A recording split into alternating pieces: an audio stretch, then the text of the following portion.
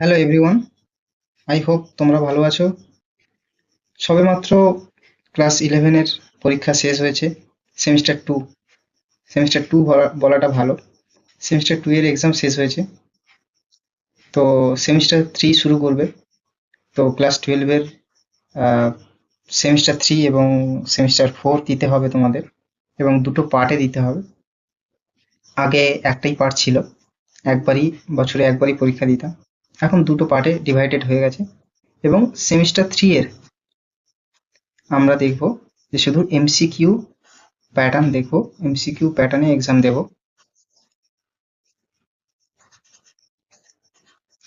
MCQ প্যাটার্নে exam দেব। দেখো অনেক সময় কি হয় যে এমসিকিউ প্যাটার্নে পরীক্ষা দিতে গিয়ে ভাবি যে এমসিকিউ হবে, তো শুধু পড়ে চলে যাব, কোনো কিছু সলভ করা হোক না হোক কিছু ম্যাটার করে না, তো সেক্ষেত্রে ইজিলি পাস আউট হয়ে যাব। দেখো পাস আউট তো হয়ে যাবে কোনো কোনো রকম ভাবে, কিন্তু ভালো মার্কস পেতে গেলে কনসেপ্ট বোঝাটা এবং তার সঙ্গে সঙ্গে যে ম্যাথমেটিক্যাল প্রবলেম আছে সেই সব সলিউশন করা একান্ত জরুরি। তো সঠিক concept concept building, mathematical problem solution, এবং সেগুলো কিভাবে অ্যাপ্রোচ করব, কিভাবে অ্যান্সার করব, তার সঠিক গাইডেন্স, সঠিক গাইডেন্স পাওয়াটা কিন্তু মানে খুব কঠিন একটা কাজ। দেখো এখনকার দিনের অনেক কন্টেন্ট, অনেক ইউটিউব চ্যানেল পেয়ে যাবে, কিন্তু সঠিক গাইডেন্স কিন্তু খুঁজে বার করাটা খুব ডিফিকাল্ট একটা বিষয়। তো তোমরা যারা সেমিস্টার থ্রি এ অ্যাপিয়ার হয়েছো, তারা এই চ্যানেলটাকে ফলো করবে, ফলো করে রাখো। তারা এই চ্যানেলটাকে সাবস্ক্রাইব করে রাখো এবং রেগুলারলি ফলো করার চেষ্টা করো। এখানে প্রতিনিয়ত এই ওয়েস্ট বেঙ্গল বোর্ডের কেমিস্ট্রির সমস্ত কন্টেন্ট, সমস্ত চ্যাপ্টারের সমস্ত টপিক ওয়াইজ কন্টেন্ট আসতে থাকবে এই চ্যানেলে। সুতরাং এবং টু দ্য পয়েন্টে আমরা জিনিসগুলোকে বুঝবো, এবং তার ম্যাথমেটিক্যাল সলিউশনগুলো কিন্তু আমরা স্টেপ বাই স্টেপ করবো। কোনো একটা কনসেপ্ট বুঝলাম, থিওরি পড়লাম, তার ম্যাথমেটিক্যাল প্রবলেম সমস্ত কিছু আমরা স্টেপ বাই স্টেপ দেখবো এবং ছোট ছোট পার্টে বোঝার চেষ্টা করবো। ঠিক আছে? দেখো এই সেমিস্টার থ্রি এ তোমাদের 35 মার্কস এমসিকিউ থাকবে। ঠিক আছে? 1.5 ঘন্টা সময় পাবে। তো এই 1.5 ঘন্টা সময়ের মধ্যে তোমাদের 35 মার্কস ওএমআর কোশ্চেনের অ্যান্সার কিন্তু দিতে হবে সেখানে। ওকে? তো যাই হোক, এগুলো তোমরা জেনে এসছো 11-এ। তো চলো আজকের ভিডিওতে কয়েকটা টপিক নিয়ে ডিসকাস করব। সেই টপিকগুলো কি কি একটু দেখে নিই। যে টপিকগুলো নিয়ে ডিসকাস করব আজকের ভিডিওতে সেটা হলো দ্রবণ কি, নেক্সট দ্রবণের বৈশিষ্ট্য জানবো, এবং দ্রবণের প্রকারভেদ জানবো। একটা কথা বলে রাখি যে তোমরা যারা পড়াশোনা করছো, খুবই ভালো কথা, বেঙ্গলি মিডিয়ামে যারা পড়াশোনা করছো খুব ভালো কথা, কোনো সমস্যা নেই। কিন্তু তোমরা একটা জিনিস খুব ভালো করে জিনিসগুলো দেখতে থাকবে, সেটা হলো যে বাংলা টার্মের সঙ্গে সঙ্গে ইংলিশ টার্মগুলো, বাংলা টার্মের সঙ্গে সঙ্গে ইংলিশ টার্মগুলোও কিন্তু একই রকম ভাবে ফলো করতে থাকবে। ঠিক আছে? কেন? তোমাদের ভবিষ্যতে এটা কাজে লাগবে। তোমরা কেউ নিট দিতে পারো, তার সঙ্গে জেই দিতে পারো। ঠিক আছে? তো এবং কেউ কেউ এনডিও দিতে পারো। তো সেক্ষেত্রে ইংলিশ টার্ম একান্তই জরুরি। তো দেখো আমরা প্রত্যেকটা জিনিসের বাংলা টার্মের সঙ্গে ইংলিশ টার্মগুলোকে কিন্তু দেখতে থাকবো। ঠিক আছে? তাতে তোমাদের কিন্তু ধীরে ধীরে তোমরা অভ্যস্ত হয়ে যাবে। ওকে? তো দ্রবণ কি বা সলিউশন কি, হোয়াট ইজ সলিউশন, তাই না? দ্রবণের বৈশিষ্ট্য, characteristics, characteristics of solution, characteristics of solution, and types of solution, types of solution। তো এই টপিকগুলো আজকে এই ভিডিওতে আমরা কভার করব। প্রথমত দেখে নিই যে দ্রবণ কি, সেই ডেফিনেশনে চলে আসি। আচ্ছা, দ্রবণ কি জানার আগে আমাদের একটা জিনিস জেনে নিতে হবে, একটা টার্ম জেনে নিতে হবে, সেটা হলো মিশ্রণ। ঠিক আছে? মিশ্রণ। মিশ্রণ কি? মিশ্রণ হলো মানে দুই বা ততোধিক পদার্থের মিক্সচার, মানে মিশিয়ে দিলে যে জিনিসটা তৈরি হবে সেটা মিশ্রণ হবে। তবে হ্যাঁ, মিশ্রণ হতে গেলে তারা বিক্রিয়া করলে চলবে না। বিক্রিয়া করবে না, করবে না, তাই তো? বিক্রিয়া করবে না। মিশ্রণ হলো দুই বা ততোধিক পদার্থকে মিশিয়ে দিলে যে জিনিসটা পাবো, হ্যাঁ, তাকে আমরা মিশ্রণ বলছি। এবার মিশ্রণকে আমরা দুটো ভাগে ভাগ করতে পারি। একটা হচ্ছে সমসত্ব মিশ্রণ, আর দুই হচ্ছে অসমসত্ব মিশ্রণ। অসমসত্ব মিশ্রণ, এবার দুটো ডেফিনেশন একটু জেনে নেওয়া যাক, ঠিক আছে? যে দেখো, সমসত্ব মিশ্রণ হলো সেই মিশ্রণ যেখানে দুই বা ততোধিক পদার্থকে মিশিয়ে দিলে যে জিনিসটা আমরা পাবো, যে জিনিসটা আমরা পাবো, মিশ্রণটা পাবো, সেই মিশ্রণের ভৌত ধর্ম এবং তার যে সংযুক্তিটা, ঠিক আছে, সেটা কিন্তু সব দিকে, সব জায়গায় সমান থাকবে। প্রত্যেকটা জায়গায়, এই দ্রবণের প্রত্যেকটা জায়গায় কিন্তু সমান থাকবে। এটা হচ্ছে সমসত্ব মিশ্রণ, ঠিক আছে? আচ্ছা, কিছু বোঝা গেল না। জিনিসটা দেখো, আমরা যখন চিনির সঙ্গে চিনি প্লাস জল, ওয়াটার, তাই তো? জলে যখন চিনি মিশিয়ে দিই তখন যে জিনিসটা লক্ষ্য করে থাকি সেটা হলো একটা সমসত্ব মিশ্রণের উদাহরণ, ঠিক আছে? সমসত্ব মিশ্রণের উদাহরণ যে আমরা কি লক্ষ্য করে থাকি, যে ওই সলিউশন বা ওই দ্রবণটার প্রত্যেকটা জায়গায় গাঢ়ত্ব সমান।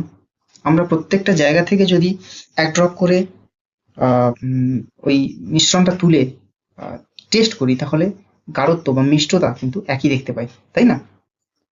তো সেক্ষেত্রে সমসত্ব মিশ্রণের এটা একটা এক্সাম্পল। হ্যাঁ, আরো এক্সাম্পল আছে। নুন প্লাস ওয়াটার, এটা একটা সমসত্ব মিশ্রণের উদাহরণ।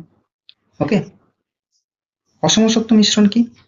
অসমসত্ব মিশ্রণ হলো সেই মিশ্রণ যেখানে দুই বা ততোধিক পদার্থকে মিশিয়ে দিলে একটা মিশ্রণ পাবো, যেখানে কিন্তু এই যে যে ভৌত ধর্ম হোক বা গাঢ় ভৌত ধর্মের মধ্যে গাঢ়ত্ব পড়ছে, ভৌত ধর্ম হোক বা সংযুক্তি হোক, হ্যাঁ, এই সবগুলো কিন্তু বিভিন্ন জায়গায় বিভিন্ন হয়ে থাকবে। মানে এটা যদি একটা গ্লাস হয়, তো ধরো এটাকে এখানে একটা এক্সাম্পল নিচ্ছি। ধরো এখানে জল নেওয়া আছে, ঠিক আছে, ওয়াটার। সেই ওয়াটারের মধ্যে আমি কিছু চকের গুঁড়ো মিশিয়ে দিলাম, ঠিক আছে, চক। তাহলে কি দেখতে পাবো, যে চকের গুঁড়োগুলো জলের উপরে ভেসে আছে। তার মানে জলের এই জায়গাটাতে বা এই জায়গাটাতে চকের গুঁড়ো কিন্তু দেখতে পাবো না। প্রায় উপরে উপরে উপরে উপরে চকের গুঁড়ো কিন্তু ভেসে থাকতে দেখবো, তাই না? তো সেক্ষেত্রে কিন্তু সব জায়গায় সমানভাবে মিশলো না, দুটো জিনিস সমানভাবে মিশলো না। সমসত্ব মিশ্রণের ক্ষেত্রে আমরা কিন্তু দুটো জিনিস সমানভাবে মিশে যেতে দেখেছি, তাই না? তো এই হলো সমসত্ব মিশ্রণ এবং অসমসত্ব মিশ্রণের ডেফিনেশন এবং দুটো পার্থক্য লক্ষ্য করা গেছে, ঠিক আছে? অসমসত্ব মিশ্রণ এরকম বলতে পারি যে ধরো চাল এবং ডাল এর মিশ্রণকেও কিন্তু আমরা অসমসত্ব মিশ্রণের মধ্যে এই এক্সাম্পলটা দেখছি। ওকে। আর এই সমসত্ব মিশ্রণকে আমরা কিন্তু দ্রবণ বলে থাকি। সমসত্ব মিশ্রণকে আমরা দ্রবণ বলে থাকি, ঠিক আছে? তাহলে একই ডেফিনেশন হবে স্বাভাবিকভাবে। দুই বা ততোধিক পদার্থ, সেটা কঠিন হতে পারে, তরল হতে পারে বা গ্যাসীয় হতে পারে, সেসব পদার্থের সমসত্ব মিশ্রণ হলো দ্রবণ। দুই বা ততোধিক কঠিন বা তরল বা গ্যাসীয়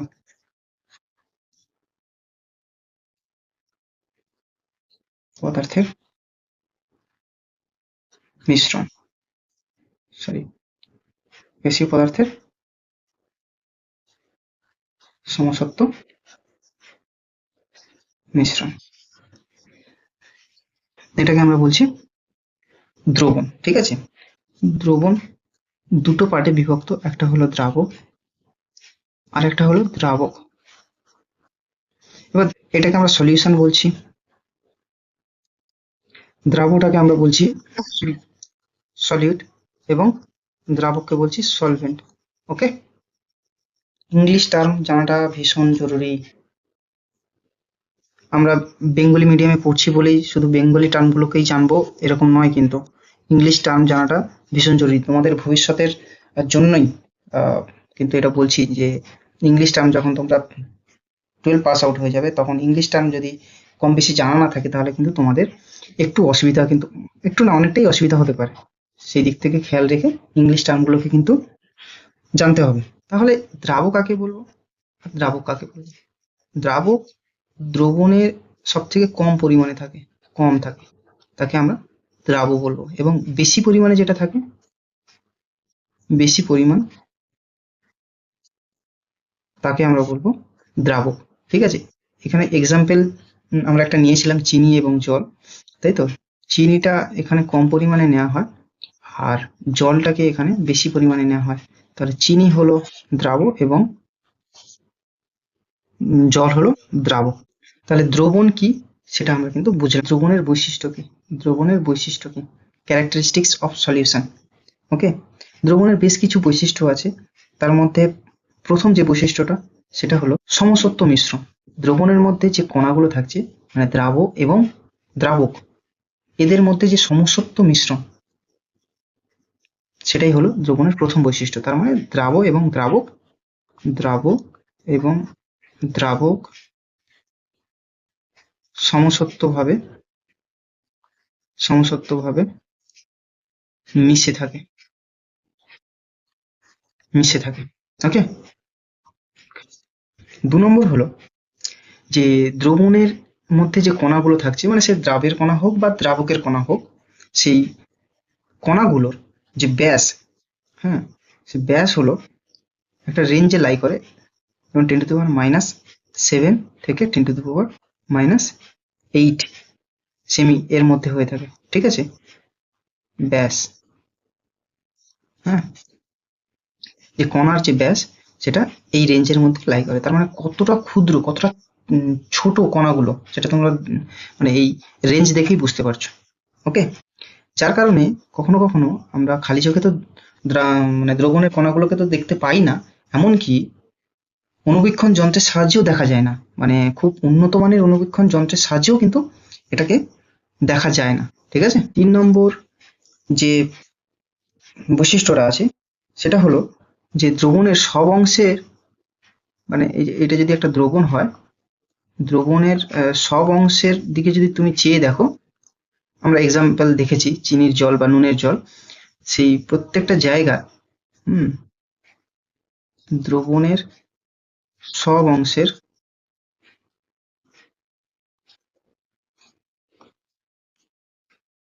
সব অংশের ভৌত ধর্ম, ভৌত ধর্ম এবং গঠন, গঠন একই। ওকে, মানে ভৌত ধর্ম কিন্তু সব জায়গায় সমান দেখতে পাবে। যেমন ধরো গাঢ়ত্ব হোক, হুম, বা কম্পোজিশন হোক, যেটাকে আমরা সংযুক্তি বলছি, গাঢ়ত্ব হোক বা সংযুতি, যেটাকে আমরা বলছি কম্পোজিশন, কম্পোজিশন। ওকে, সব জায়গায় কিন্তু সমান, প্রত্যেকটা জায়গায়, দ্রবণের প্রত্যেকটা জায়গায়। 4 নম্বর কি আছে, যে এটা এক দশা সম্পন্ন হয়ে থাকে। দ্রবণ, দ্রবণ এক দশা সম্পন্ন হয়ে থাকে। এক দশা সম্পন্ন কি? ধরো এখানে চিনি মেশানো হয়েছে জলের মধ্যে, তাহলে চিনিটা তো একটা কঠিন পদার্থ এবং জলে মিশিয়ে দিলাম, তাহলে কি হলো, সম্পূর্ণ দ্রবণটা কিসে কনভার্ট হলো? সম্পূর্ণ দ্রবণটা একটা জলীয়, জলীয় দ্রবণে কনভার্ট হলো, তাই তো? তার মানে এখানে দশাটা কি? জলীয়। ঠিক আছে, জলীয় বা লিকুইড ফেজ। এখানে একটাই ফেজ, সেটা হচ্ছে লিকুইড ফেজ, একটাই ফেজ, লিকুইড ফেজ। ঠিক আছে, তাই জন্য বলা হয়েছে যে এক দশা সম্পন্ন হয়ে থাকে, এক দশা সম্পন্ন হয়ে থাকে। ওকে,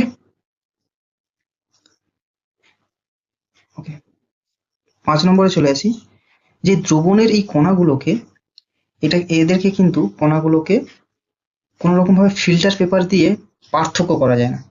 তোমরা যদি চিনির জলটাকে কোনো ফিল্টার পেপার দিয়ে ফানেলের সাহায্যে, হ্যাঁ, এটা ধরো ফানেল, এটা ধরো ফানেল, ঠিক আছে?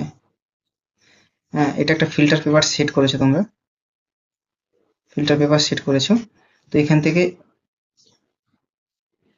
থেকে জল, মানে চিনির জলটাকে ঢেলে ফিল্ট্রেট করার চেষ্টা করছো, ঠিক আছে? ফিল্ট্রেট করার চেষ্টা করছো।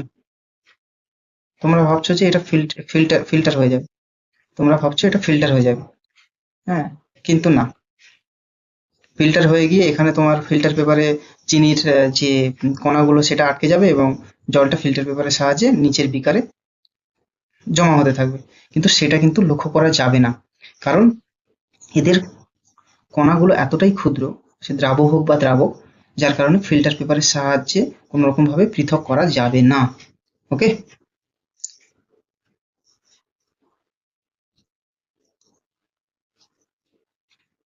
ফিল্টার পেপারের সাহায্যে পৃথক করা পৃথক করা যাবে না, ঠিক আছে? এই সলিউশনকে তাহলে কিভাবে পৃথক করা যেতে পারে? পৃথক করা যেতে পারে, একটা হচ্ছে তোমার তোমার ভেপোরাইজ করতে পারো, মানে বাষ্পীভবন, মানে হিট দিয়ে দিয়ে ভেপোরাইজ করে করে করতে পারো। তারপরে ক্রিস্টালাইজেশনের মাধ্যমে করা যেতে পারে, যেটাকে আমরা কেলাসন বলছি। পাতনের সাহায্যে করা যেতে পারে, ঠিক আছে? তো সেই সব যে প্রসেস বা ফিজিক্যাল যে প্রসেসগুলো আছে, দুটো ডিফারেন্ট কম্পাউন্ডে পৃথক করা, সেটা কিন্তু আমরা পরে বিভিন্ন পদ্ধতিগুলো, সেই সব পদ্ধতিগুলো জানবো। ওকে? আচ্ছা, আর একটা কি বৈশিষ্ট্য হতে পারে, যে যখন আমরা এরকম কোনো সলিউশন বানাই, সেটা এখানে একটা সলিউশন দিলাম, এক্সাম্পল দিয়েছি। সলিউশন বানানোর সময় কখনো কখনো তাপ শোষণ হতে পারে বা উদ্ভব হতে পারে, উদ্ভব হতে পারে। কিরকম? মানে কখনো কখনো তাপ শোষণ হতে পারে বলতে, মানে ওই সলিউশনটা বানানোর জন্য তাপের দরকার হতে পারে, আবার কখনো কখনো ওই সলিউশন তৈরি হলে তাপ বেরিয়েও যেতে পারে। যেমন ধরো, আমরা অ্যালকোহল, প্র্যাকটিক্যালি আমরা পড়েছি যে অ্যালকোহল এবং ওয়াটার যদি একটা টেস্ট টিউবে মিশিয়ে দেওয়া হয়, টেস্ট টিউবে যদি একটা মিশিয়ে দেওয়া হয়, টেস্ট টিউবে যদি মিশিয়ে দেওয়া হয়, সেক্ষেত্রে কিন্তু আমরা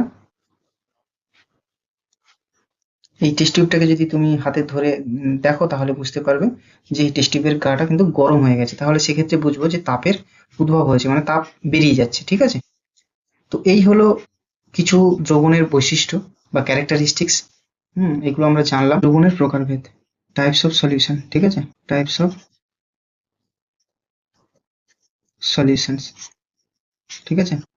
তো আমরা একটা টেবিল ড্র করে নেবো এখানে। ওকে, এখানে লাস্টে চলে আসবো প্রথম, সেটা হচ্ছে এক্সাম্পল, উদাহরণ, উদাহরণে চলে আসবো। হুম এখানে দ্রাবক এবং এখানে দ্রাবক, ঠিক আছে? আর এটা হবে দ্রবণের প্রকারভেদ। দেখো, এখানে দ্রাবক হিসাবে আমরা প্রথমে নিয়ে নিচ্ছি হুম তরল, তরল,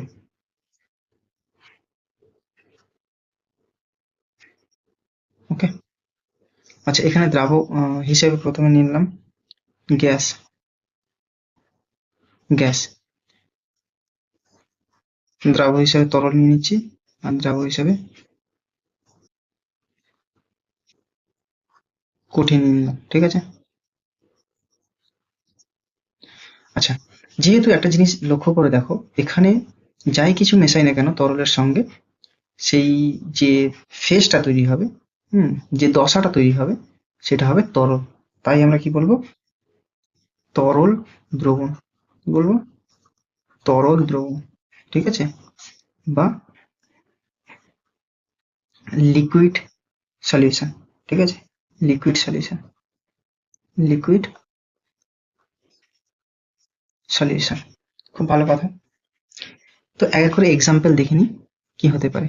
গ্যাস গ্যাস যদি তরলে মেশানো হয়, দেখো দ্রাবক কিন্তু বেশি পরিমাণে থাকবে, এটা আমাদের মাথায় রাখতে হবে। গ্যাস কম পরিমাণে থাকবে, তাহলে এমন কি উদাহরণ হতে পারে? যেমন ধরো আমরা দেখেছি যে অক্সিজেন গ্যাস ওয়াটারে মিক্স থাকে, তাই তো? অক্সিজেন গ্যাস ওয়াটারে মিক্স থাকে, অক্সিজেন প্লাস ওয়াটার। তাহলে এটা একটা এক্সাম্পল হতে পারে। হুম, তরল তরল মিশ্রণ, যেমন অ্যালকোহল, অ্যালকোহল প্লাস ওয়াটার, এটা একটা এক্সাম্পল হতে পারে।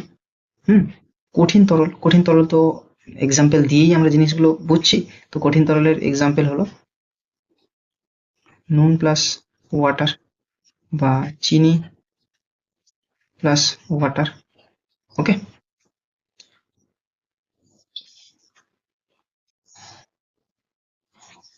একটা দশা শেষ। কঠিন, কঠিন নিয়ে শুরু করি। কঠিন, কঠিন, কঠিন দ্রাবক হিসাবে কঠিন নিয়ে নিলাম। এবার চলে আসবো গ্যাস, তরল এবং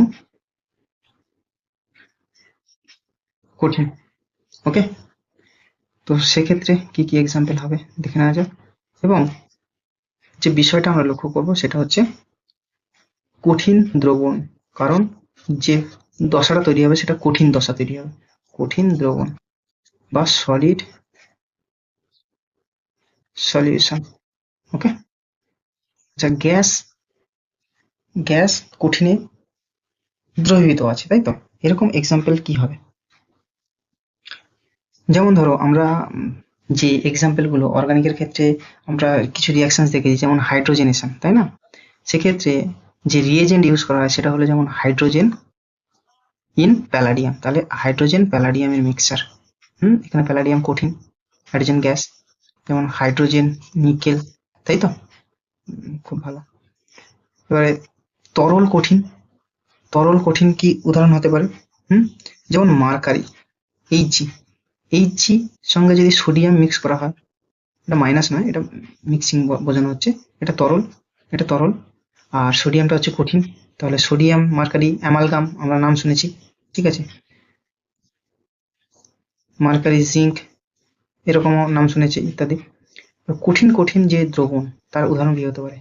সাধারণত আমরা যেগুলো দেখি সেটা হচ্ছে অ্যালয়, কি দেখে থাকি? অ্যালয়।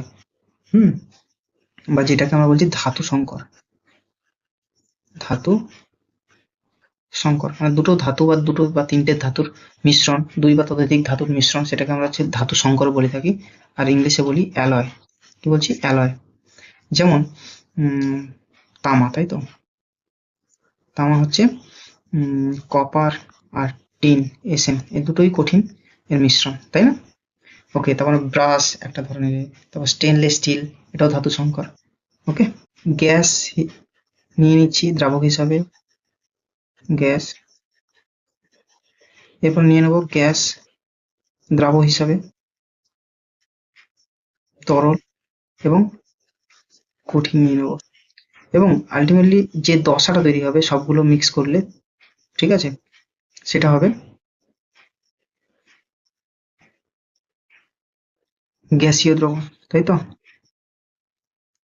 তাহলে গ্যাস সলিউশন বা গ্যাসিয়াস সলিউশন। ওকে, এক্সাম্পল দেখে নিই এক এক করে। গ্যাস গ্যাস মিক্সচার কি হতে পারে? যেমন অক্সিজেন প্লাস নাইট্রোজেন মিক্সচার হতে পারে, বা আমরা এয়ার বলতে পারি, এয়ার, বায়ু, ঠিক আছে? তারপরে তরল গ্যাসের মধ্যে থাকবে, গ্যাসটা কিন্তু তোমরা এরকম ভাবে ভাবতেই পারো যে তরল আছে গ্যাস আছে, তো গ্যাস বেশি পরিমাণে, এই গ্যাস কম পরিমাণে নেবো, তরল বেশি পরিমাণে নেবো, এরকম বিষয়টা নয় কিন্তু। তরলটা কম পরিমাণে নেবো আর গ্যাসটা বেশি পরিমাণে নেবো। তাহলে তার উদাহরণ কি হতে পারে? ক্লোরোফর্ম যদি নাইট্রোজেন গ্যাসের সঙ্গে মিক্স করো তাহলে কিন্তু এই ধরনের দ্রবণ তৈরি হবে, ঠিক আছে? আচ্ছা কঠিন, কঠিন গ্যাসে মেশানো হচ্ছে, কঠিন, যেমন কর্পূর, ঠিক আছে? কর্পূর, কর্পূর যদি নাইট্রোজেন গ্যাসের সঙ্গে মিক্স করা হয় তাহলে সেক্ষেত্রে আমরা কিন্তু এই ধরনের দ্রবণ দেখতে পাবো। ওকে, তাহলে দ্রবণের প্রকারভেদ আমরা আলোচনা করলাম।